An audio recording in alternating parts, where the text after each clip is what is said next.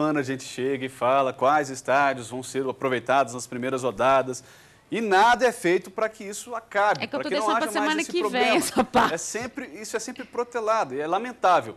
O Rio de Janeiro, certa vez, adotou uma medida de fazer todos os grandes jogarem sempre na capital, no Maracanã. O Lélio e o Flávio vão se lembrar disso.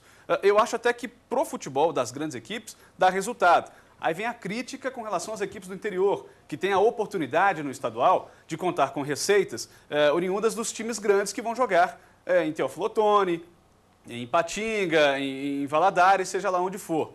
Há esse lado, mas eu acho que o futebol tem que prevalecer, o bom futebol tem que prevalecer. Se não há condições de jogar em campos do interior, que se ache uma solução, como, por exemplo, jogar todas as partidas na Arena do Jacaré. É uma ideia, não estou dizendo que precisa ser assim, não. Mas se não há estádios em condições no interior, por que não fazer uma solução como essa? No Mineiro, o ano passado, todo mundo se lembra, o Ipatinga veio jogar aqui no Mineirão, né? Isso. Então, fez todos os jogos dele na fase aqui, até que o Ipatinga fosse liberado. Foi bom essa história de deixar mais para o final do mês esse início do Mineiro? Eu acho que foi, principalmente para o Atlético e para o Cruzeiro, né? Que terminaram o ano passado jogando em dezembro, início de dezembro mas conseguiram dar um mês de férias para os atletas e praticamente vão fazer um mês de preparação. Então, eu acho que a base do início do ano conta muito. Então, o Atlético e o Cruzeiro vão chegar bem preparados aí à Copa Libertadores e à Copa do Brasil, respectivamente. E o América também, né? Mas o lado positivo de tudo isso mesmo, Dimara, é o seguinte, é a mudança do regulamento do Campeonato Mineiro. Graças a Deus. Que esse prazo maior para o início da competição, né, mais para o final do mês de janeiro, graças à mudança do regulamento do Campeonato Mineiro, que de 12 equipes vão se classificar só 4. Não é mais 8, gente. Ou seja, não vai disputar só o rebaixamento. Então, isso aí era piada, né? Então, se economizou 2 datas, né, porque se eliminou as oitavas de final do Campeonato Mineiro. Começa o mata-mata nas quartas de final. Isso. Então, ou melhor, ele se eliminou as quartas de final e você começa na semifinal. Na semifinal. Você começa na semifinal. São 8 times, né, são 4 times. Então, sem dúvida alguma, o grande detalhe para o início de temporada foi esse Campeonato Mineiro mais enxuto. Sabe o que eu acho questionável? Eu acho questionável o seguinte, Flavinho.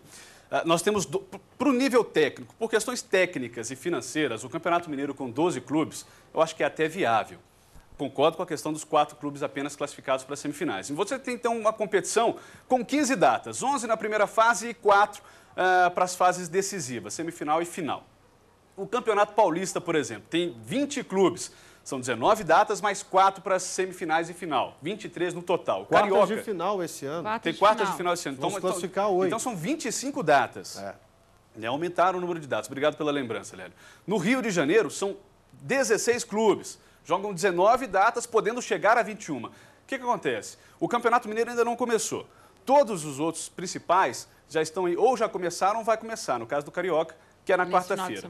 Né? Na quarta-feira começa o Campeonato do Rio. O que eu quero questionar com isso? Será que vale a pena mesmo esse tempo extra que as equipes mineiras têm? Porque não é de hoje que o Campeonato Mineiro começa sempre depois dos campeonatos paulista, carioca, gaúcho, paranaense. E o futebol do Rio de Janeiro, que começa sempre antes do Mineiro. Os 2 últimos campeões brasileiros são do Rio de Janeiro. E aí depois a gente vê as equipes mineiras reclamando de calendário apertado, mas tem um enorme tempo no início da temporada para se prepararem. Então eu quero questionar isso. Será que adianta mesmo ter esse tempo inteiro de preparação? Será que vale a pena se preparar tanto e sair atrás dos principais adversários brasileiros? Não, eu acho que vale. Eu também acho. Sabe por quê? Porque ontem mesmo o Vanderlei já estava dando a grita. Aí tivemos 2 semanas de treino, vamos estrear na quarta. Lá em São Paulo também... E olha que a preparação física dele precisa melhorar muito. O Melo que eu diga, né? O que ele fez no Atlético ano passado. Né? Absolutamente nada com o time morto dentro de campo. O Tite também ontem já reclamou também.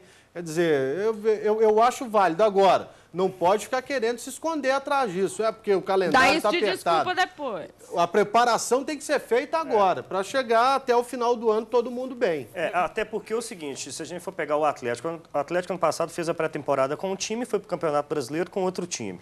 Né? Teve que fazer uma nova pré-temporada. O Cruzeiro iniciou o ano, como disse o Zezé na última coletiva, se ele não tivesse poupado os jogadores no Campeonato Brasileiro, por causa da Libertadores, ele fatalmente teria chegado mais longe ainda nas 2 competições nacionais. Poderia até ter conquistado o título, principalmente do ano passado. Então, talvez tenha faltado uma programação, um planejamento para eles durante o Campeonato Brasileiro e não lá anteriormente, lá no Campeonato Mineiro. Porque eu acho importante a gente levantar essa questão agora, justamente no ponto que o Lélio tocou, para não haver reclamação depois de calendário apertado. O calendário fica apertado porque o campeonato em Minas está começando depois de todos os principais campeonatos. Então, temos 6 datas a menos, por exemplo, do que o Campeonato Paulista. 6 datas é muita coisa. 6, 7 datas. Então dá para fazer jogo no final de semana. Quando as competições foram no paralelo. Dá para regular ali a parte física dos atletas. Então, alerta agora para não ter reclamação depois de calendário. Na verdade, a gente está antecipando aqui as reclamações que possam vir, então vocês pensem bem. Vamos dar com o recado da Vilma Alimentos. E vamos de Cruzeiro. André Dias sabe que foi questionado, mas diz estar tranquilo. E no ataque já jogou em todas as funções. E a questão do ataque eu já fiz de tudo um pouco. Já joguei meio atacante quando comecei, já joguei mais pelas laterais, corria demais em excesso e você vai ficando mais velho, né? Vai ficando, não vou dizer mais experiente, mas você vai tentando correr um pouco menos e ser um pouco mais produtivo. E hoje eu procuro, óbvio, ficar um pouco mais próximo da área, não 100% centralizado, né? Porque é até complicado se jogar parado, né? Apesar de admirar e gostar muito do Romário, mas o futebol atual hoje não dá para jogar como ele jogava parado. Apesar de, para mim, ser um dos melhores atacantes que eu já vi jogar.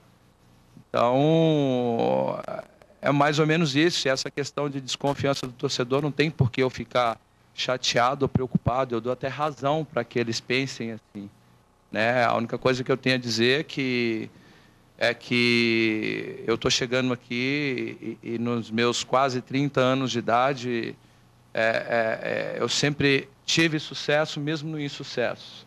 Por que isso? Porque eu acho que a minha alma é vencedora, o meu espírito é de guerreiro e a minha fé em Deus é inabalável. Então, mesmo no momento difícil que eu passei na minha vida, eu aprendi muito e é por isso que eu estou aqui hoje. Bacana aí o André Dias. Olha só, claro que ele obviamente seria questionado naturalmente, até porque ele teve uma parada, teve uma lesão, né? E o torcedor quer ver de imediato o jogador atuando, né? Qual é a real condição que ele vem, e até porque ele não é nem na posição em que o Cruzeiro realmente está necessitando. Então, o questionamento é natural. Mas legal a postura dele, é um jogador maduro, enfim, sabe perfeitamente como é que enfrenta essas situações. Né? Falou bem. O André Dias aí é um jogador que atuava melhor como segundo atacante. Eu me lembro dele assim no Paraná e também no Vasco, tanto que ele foi o parceiro do Romário. Mas vamos ver, é uma chance que ele está tendo de voltar a vestir a camisa de um grande clube no Brasil. Vai entrar num time quando for necessário, já entrosado, então talvez ele não tenha tanta dificuldade assim e possa até vir a ser o goleador do Cruzeiro, por que não? Agora, que precisa de um camisa 9, precisa, né? Já não tínhamos lá, assim, um camisa 9, e com a saída do Wellington Paulista vai ficar pior ainda. E o interesse de times argentinos pelo Farias, né? Que seria... Pois é, agora aí... Olha então só. me entrega de bandeja, então. Pois é, mas aí me responde uma coisa, Lélio. Inicialmente você falou do River Plate, agora é o Estudiantes, que é realmente a equipe onde ele começou. E é exatamente o adversário do Cruzeiro. Você deixaria? Não.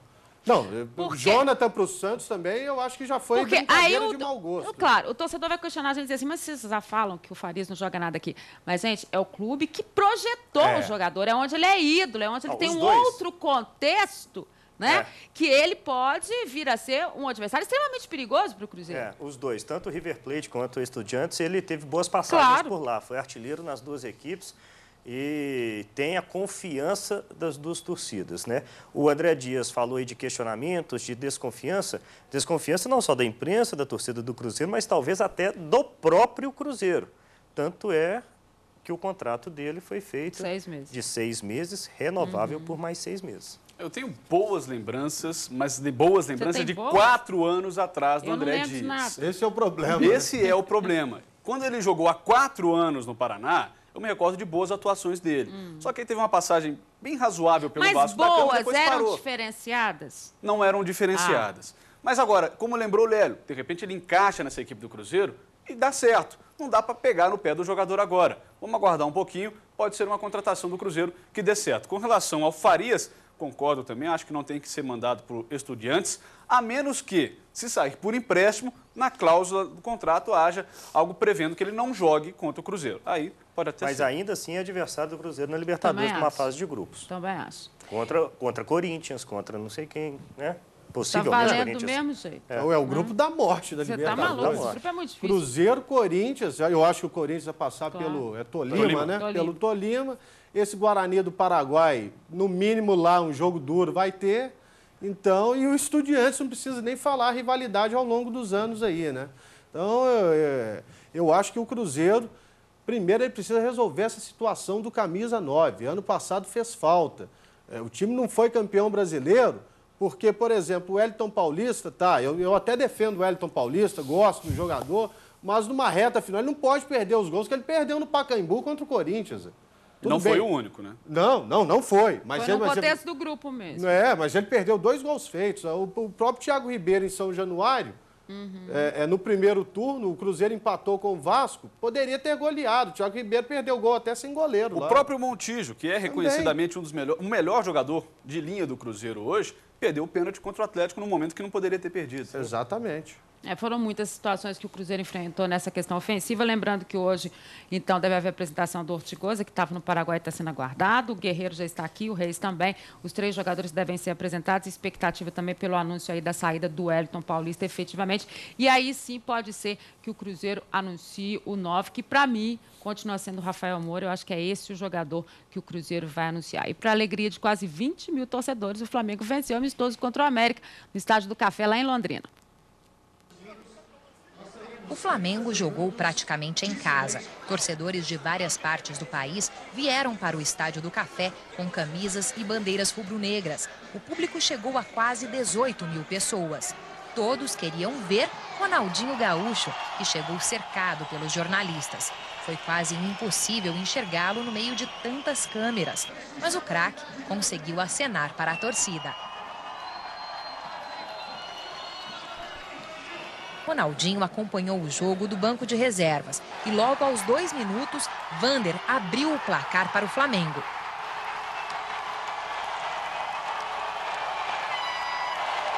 A reação do América Mineiro veio ainda no início do primeiro tempo. Gabriel aproveitou a cobrança de escanteio e empatou. Aos 40 minutos, o zagueiro David Braz tentou ampliar, mas a bola bateu no travessão. No segundo tempo, o Flamengo encontrou várias brechas na defesa do América, mas desperdiçou as oportunidades. Tanto Vanderlei Luxemburgo quanto Mauro Fernandes fazem várias substituições. No Fla, sai Léo Moura, entra o argentino recém-contratado Botinelli. E foi dos pés dele que, aos 38 minutos, saiu este golaço, a partir de uma cobrança de falta.